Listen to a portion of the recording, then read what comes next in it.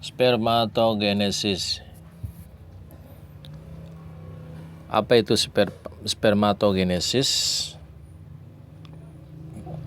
Spermatogenesis adalah proses pembentukan sperma. Sperma itu dari mana sih adanya kan itu? Prosesnya gimana sih terjadinya sperma itu? Itulah yang disebut dengan spermatogenesis. Tanda bahwa sistem reproduksi pada laki-laki telah matang adalah dengan keluarnya cairan mani dari penis. Itu yang disebut dengan sperma. Biasanya cairan mani tersebut, sperma itu keluar pada saat anak laki-laki mengalami mimpi basah.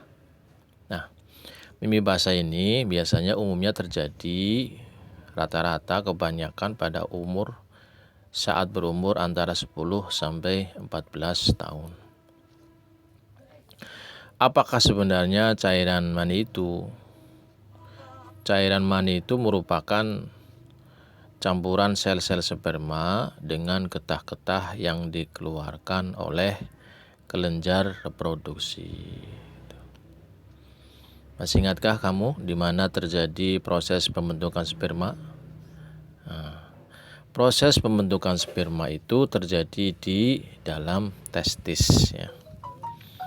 Dalam testis. Tahukah kamu bagaimana proses pembentukan sperma yang terjadi dalam testis itu?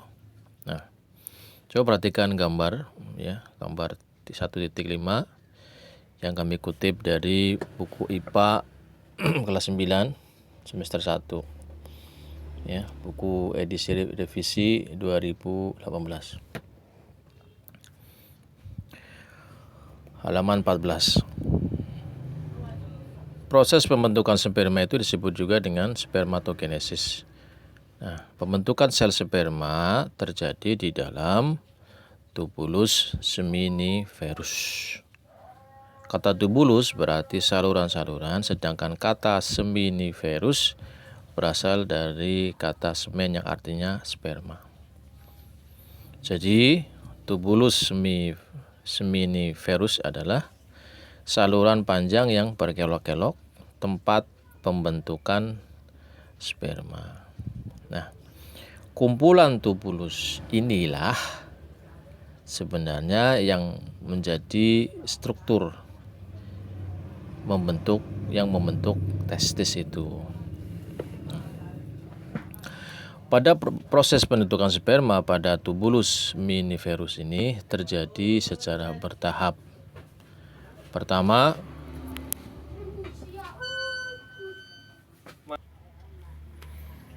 sel induk sperma atau spermatogonium itu, lihat gambar ya.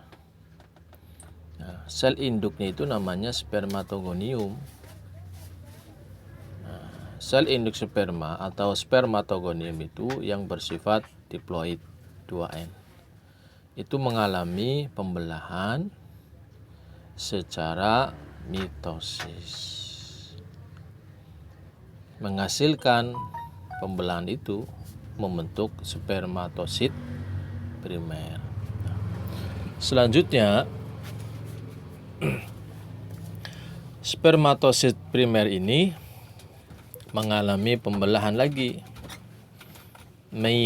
meiosis tahap 1 atau disebut dengan meiosis 1, membentuk 2 spermatosit sekunder yang bersifat haploid N, 1N. Nah, spermatosit sekunder ini kemudian mengalami pembelahan lagi,